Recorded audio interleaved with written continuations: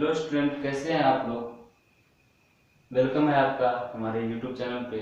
आइए आज हम लोग एक नया टॉपिक डिग्री ऑफ अनसैचुरेशन, जो कि मोस्ट इम्पोर्टेंट एग्जाम के व्यू से है। बराबर इससे क्वेश्चन कंपटीशन में आते हैं। कई बार जेईई मेंस नीट में डायरेक्ट क्वेश्चन पूछा जाता है कि डिग्री ऑफ अनसैचुरेशन क्या होगा। तो बेसिकली है क्या डिग्री ऑफ अनसैचुरेशन को। इसमें एक वर्ड है अनसैचुरेशन। क्या है? अनसैचुरेशन। तो अनसैचुरेशन का नाम सुनते ही हमारे दिमाग में क्या आना चाहिए कि कम से कम डबल बॉन्ड या ट्रिपल बॉन्ड, जो भी डबल बॉन्ड या ट्रिपल बॉन्ड तो ये तो होना ही चाहिए। ठीक, आगे क्या और कंडीशन है इसमें वो भी देखेंगे। इस नाम को DU शॉर्ट में बोलते हैं, डिग्री ऑफ अनसैचुरेशन। दूसरा चीज, इसको डबल बॉन्ड इक्विवेलेंट भी बोलते हैं। और एक नाम इसका और है जिसको हाइड्रोजन डिफिशियंसी इंडेक्स मतलब HDI, हाइड्रोजन डिफिशियंसी इंडेक्स भी बोला जाता है। तो ऐसा नाम क्यों है ऐसा, आइए देखते हैं।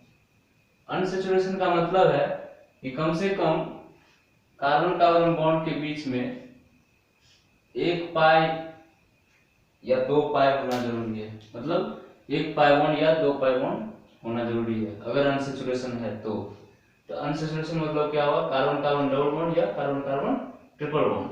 मतलब कि जब कार्बन किसी भी कंपाउंड में कार्बन कार्बन डबल बॉन्ड होगा या कार्बन कार्बन ट्रिपल बॉन्ड होगा तभी वो कंपाउंड अनसैचुरेशन होगा, सैचुरेटेड नहीं होगा, अनसैचुरेटेड होगा। नहीं तो जितने भी कंपाउंड हैं जिसमें कार्बन कार्बन सिंगल बॉन्ड या कार्बन कार्बन ये सीरोडो कार्बन कुछ है ऐसा कार्बोनाइल कंपाउंड है कोई, तो ये अनसैचुरेशन नहीं है। क्यों? क्योंकि यहाँ कार्बन और O के बीच में डबल बॉन्ड है। और यहाँ कंडीशन क्या था कि कम से कम 2 कार्बन के बीच में कोई एक डबल बॉन्ड या 2 डबल बॉन्ड होना चाहिए। ठीक है, तो इसका नाम DU इसलिए है कि ये अनसैचुरेशन का मतलब डबल बॉन्ड या ट्रिपल बॉन्ड या रिंग इसके बारे में बताता है, इसलिए इसको बोलते हैं डिग्री ऑफ अनसैचुरेशन। दूसरा बात है कि हाइड्रोजन डिफिशियंसी इंडेक्स क्यों बोला जाता है, क्योंकि जब भी अनसैचुरेशन का बात आता है तो हाइड्रोजन की कमी हो जाती है वहां पे। कैसे? इसे देखो, C2H6 एक अल्केन है, इथेन C2H6 करने का मतलब CH3 ठीक। अगर 1 मोल इसमें से हम H2 का कमी कर दें, मतलब if we remove 1 mole of H2 then we get C2H4, means there is a double bond present, इसका मतलब क्या हुआ कि वहां पे एक डबल बॉन्ड प्रेजेंट। मतलब अगर 1 मोल H2 सैचुरेटेड कंपाउंड से अगर 1 मोल H2 माइनस हुआ तो अनसैचुरेटेड कंपाउंड बना और एक डबल बॉन्ड हुआ। इसका मतलब कि जितना H2 घटा उतना एक डबल बॉन्ड आएगा, इसीलिए हाइड्रोजन डिफिशियंसी इंडेक्स भी बोला है इसको। ठीक है, DU का डिफिनीशन क्या होता है? DU का डिफिनीशन होता है DU of a compound is equal to the number of mole of H2 that must be supplied to convert it into an open saturated compound। मतलब कि कितना H2 मोल इसमें सप्लाई कर दे। कोई एक अनसैचुरेटेड कंपाउंड है हमारे पास, उसमें कितना H2 मोल हम सप्लाई कर दें कि हमको एक सैचुरेटेड ओपन कंपाउंड मिल जाए।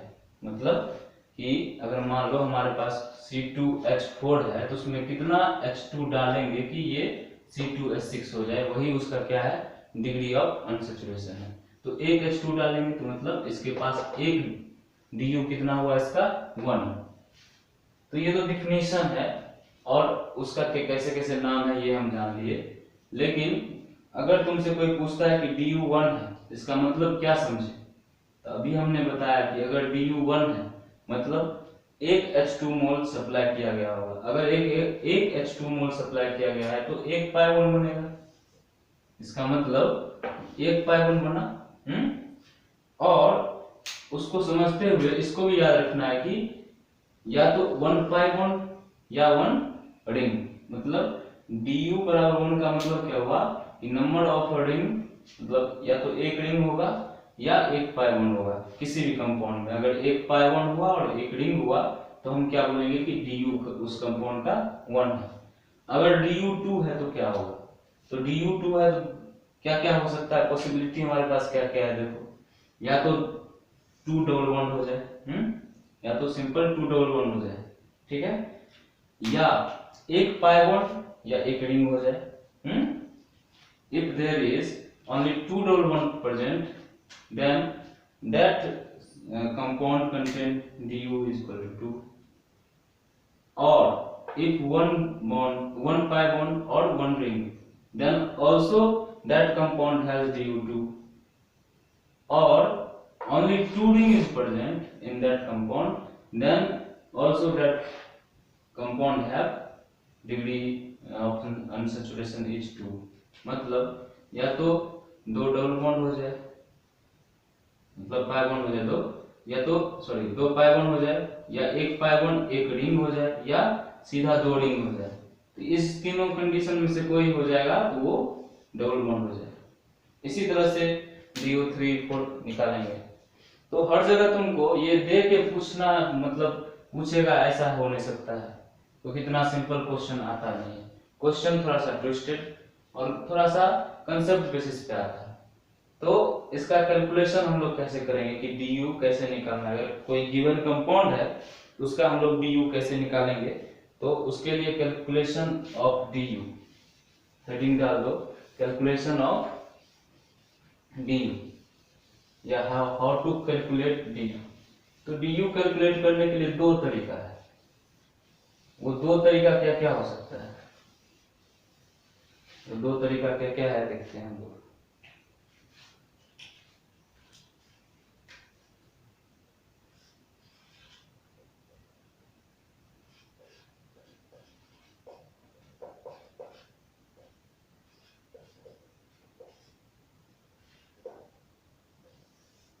DU मतलब Delhi university degree of unsaturation है, यह मत समझना, ठीक है। तो देखो पहला क्या है, इफ स्ट्रक्चर, अगर स्ट्रक्चर तुमको दे दिया जाए, इफ स्ट्रक्चर इज गिवन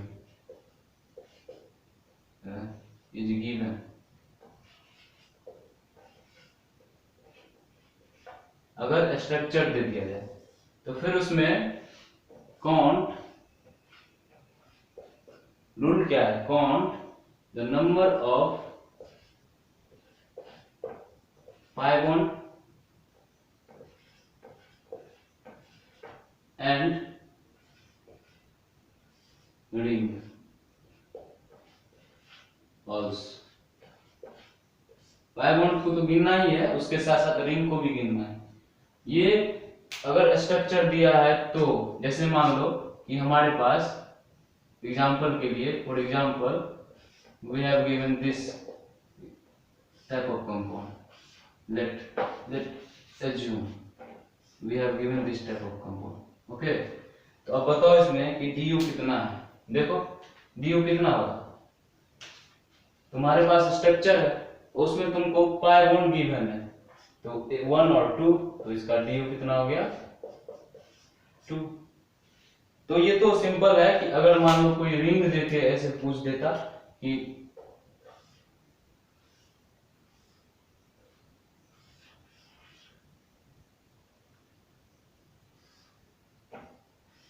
अब बताओ कितना du है, तो तुमको क्या क्या करना है, count the number of pi bond. पहले तो पाई बॉन्ड गिन लो, तो पाई बॉन्ड कितना है इसके पास 1 2 2 हो गया। दूसरा बात रिंग कितना है, कि एक रिंग है तो रिंग कितना हो गया, रिंग हो गया 1, तो टोटल कितना हो गया 3। क्या हो गया टोटल 3 हो गया इसका आंसर। इसी तरह से अगर हमारे पास स्ट्रक्चर है तो हम तो कैलकुलेट कर देंगे तुरंत, कितना आसान है और इम्पोर्टेंट, आसान भी है और इम्पोर्टेंट भी है। अगर स्ट्रक्चर नहीं दिया है तो क्या दिया होगा, then if only MF is given, MF means molecular formula is given। अगर सिर्फ मोलिकुलर फॉर्मूला देते हैं तो क्या हो? अगर हमारे पास सिर्फ मोलिकुलर फॉर्मूला दिया हो तो क्या करेंगे? तो उसके लिए एक फॉर्मूला होता है जिसके बेसिस पे तुम कोई भी क्वेश्चन को बना सकते हो। अगर स्ट्रक्चर दिया हो तो सिर्फ स्ट्रक्चर में करना है अप्लाई। क्या करता है बच्चा सब कि स्ट्रक्चर दिया रहता है फिर ये फॉर्मूला लगाएगा, यहाँ वाला फॉर्मूला, तो गलती होगा ही, तो वो गलती नहीं करना है। स्ट्रक्चर दिया तो सिंपल काउंट करो, पाई 1 काउंट करो, रिंग काउंट करो, आंसर निकालो। अगर मोलिकुलर फॉर्मूला दिया है तो फिर क्या करेंगे, इसमें लिखते हैं du बराबर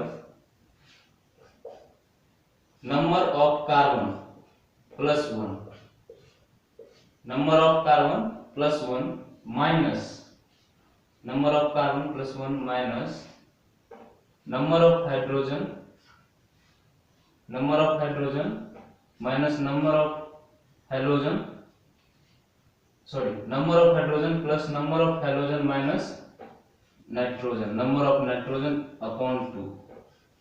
मतलब क्या समझे? H C क्या है यहाँ, वेयर C बराबर नंबर ऑफ कार्बन, M क्या है नंबर ऑफ नाइट्रोजन, X क्या है नंबर ऑफ हेलोजन। तो ये तीन चीज याद रखना है अपॉन 2, ठीक है। और H से हाइड्रोजन, ठीक, जगह नहीं है वहां लिख नहीं पाएंगे तो तुम लोग लिख लेना नोट में कि H जो है क्या है, वो हाइड्रोजन का नंबर बताता है। तो एक चीज देखो इस फॉर्मूला में कि हमारे पास कार्बन है उसमें प्लस 1 कर लेते हैं साहब, लेकिन जो मोनोवैलेंट है, मतलब हाइड्रोजन हेलोजन ये मोनोवैलेंट है, ये अपना वैलेंसी हमेशा 1 ही है। अगर किसी से लेना है तो 1, किसी से लेना है तो 1, तो हमेशा वैलेंसी 1 शो करेगा, जनरली देता ही है, देता नहीं है कभी, ठीक है। लेकिन जो ट्राई वैलेंसी है, मतलब ट्राई तीन वैलेंसी वाला है, उसको माइनस करते हैं। ये चीज याद रखना कि H और X में कंफ्यूज हो जाओगे कि इसमें प्लस है कि यहाँ प्लस है, तो ये याद रखना कि अगर मोनोवैलेंट दिया हुआ है तो उसको प्लस करो, अगर ट्राइवैलेंट दिया है तो उसको माइनस करो। तो डाइवैलेंट कहाँ गया? तो डाइवैलेंट कहाँ पे जाएगा, यहीं है, वरना साइड हो गया, कहा कि हम नहीं रहेंगे इस फॉर्मूला में, वो कहा कि हम रहेंगे नहीं। तो याद क्या रखना है कि जैसे नंबर ऑफ ऑक्सीजन और सल्फर न कैन बी नेग्लेक्टेड,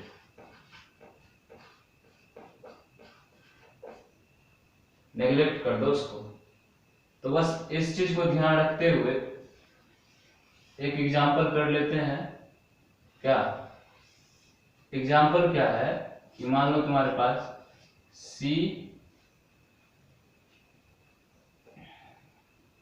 चलो ऐसे CH3 C double bond O और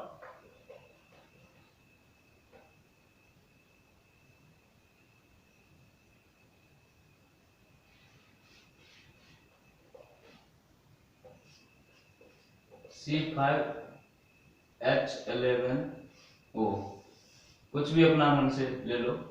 उसमें क्या करना है देखो, C5H11O या ऐसे C6H6 कर लो, कुछ भी कर लो, ले लो 6, ये याद है, C6H6 ले लो, C6H6। तो देखो कितना हुआ, C कितना है 6 ठो प्लस 1, ठीक, H कितना है माइनस, H कितना है 6 अपॉन 2, 6 अपॉन 2, तो 7 माइनस 3 दैट इज 4। अब बताओ C6H6 क्या है, बेंजीन है ना, तो बेंजीन का क्या स्ट्रक्चर क्या होता है, देखो तो स्ट्रक्चर क्या होता है बेंजीन का,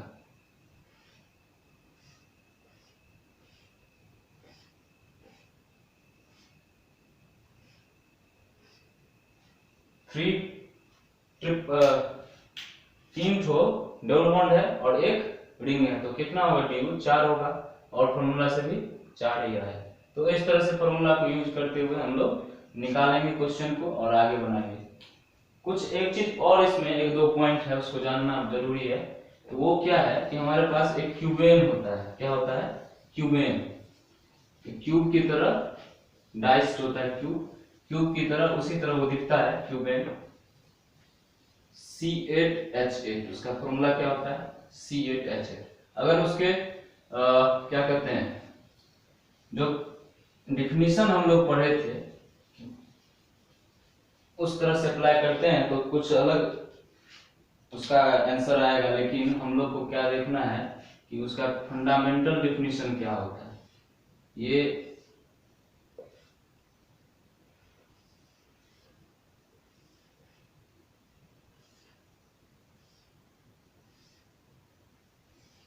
ये एक हमारा क्यूबेन है। इस क्यूबेन का मॉलिक्यूलर फॉर्मूला होता है C8H8।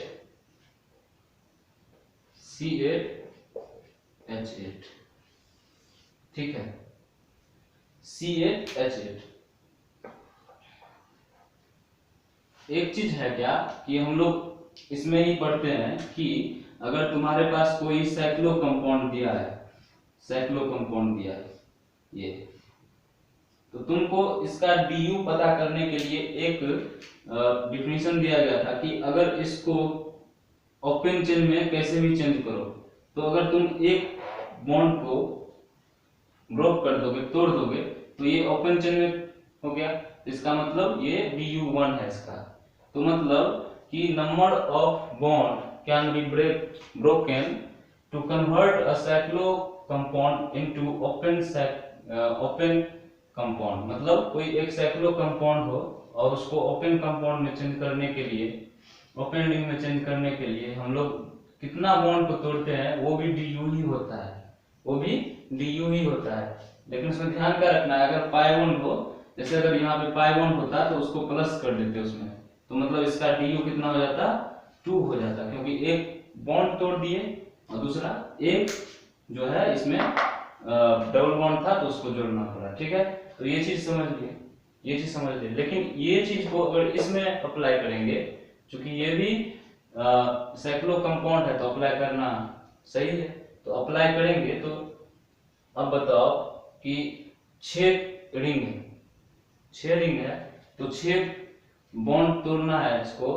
अगर 6 बॉन्ड तोड़ते हैं, मतलब अगर तोड़ोगे ना तुमको 6 आएगा आंसर, लेकिन अगर इस फॉर्मूला से कैलकुलेट करोगे तो 5 आएगा। कैसे करो, करके देखो। C+1 तो 8+1 minus H/2 8/2 that is 9 - 4 that is 5। तो इसका आंसर क्या होगा? इसका DU कितना होगा? 5। बस ये याद रखना था इसमें, और कुछ नहीं, बस इतना ही करो। ये DU का ओवरऑल मतलब पूरा पैकेज हो गया एक तरह से। अब कहीं से भी तुम क्वेश्चन करोगे, तुम्हारा क्वेश्चन छूटने वाला नहीं है। तो इसको डबल बॉन्ड इक्विवेलेंट लिख देगा, शॉर्टकट में DBE लिख देता है, कभी DU लिख देता है, कभी HDI लिख देता है। तो उससे कंफ्यूजन नहीं, मतलब उसमें कंफ्यूजन नहीं होना चाहिए कि किस तरह से क्वेश्चन को करना है। एक चीज और, अगर कोई मॉलिक्यूलर फॉर्मूला में साल्ट दिया हो, जैसे कोई एक DPP मिलेगा, उसमें तुमको क्वेश्चन दिया रहेगा, तो उसमें एक क्वेश्चन होगा जो साल्ट होगा, तो साल्ट का DU फ्रैक्शनल आ सकता है, उसमें कोई चिंता करने की बात नहीं। साल्ट का DU क्या होता है? फ्रैक्शनल होता है। ठीक है, क्यों होता है, कैसे होता है, हायर डिग्री का बात है, अभी नहीं पढ़ना है हम लोग को। तो ये क्या हुआ? कंप्लीट पैकेज है DU का, इसको पढ़ो अच्छे से। इसका क्वेश्चन DPP में मिलेगा तुमको लिंक में, अगले लेक्चर के लिंक में, वहाँ डिस्क्रिप्शन बॉक्स में दिया रहेगा, तो वहां से करके बनाना। फिर अगर कोई क्वेश्चन फंसता है तो फिर हमको कमेंट करो, या व्हाट्सएप नंबर होगा मेरा, उसमें उससे क्वेश्चन को भेजो वहाँ पे, या तुमको और कोई क्वेश्चन पूछना है तो वहाँ पूछ सकते हो। तो आज के लिए इतना ही। लाइक करो, सब्सक्राइब करो और शेयर जरूर करो, ताकि ज़्यादा से ज़्यादा बच्चा पढ़ सके। हमारे साथ। ठीक है, थैंक यू।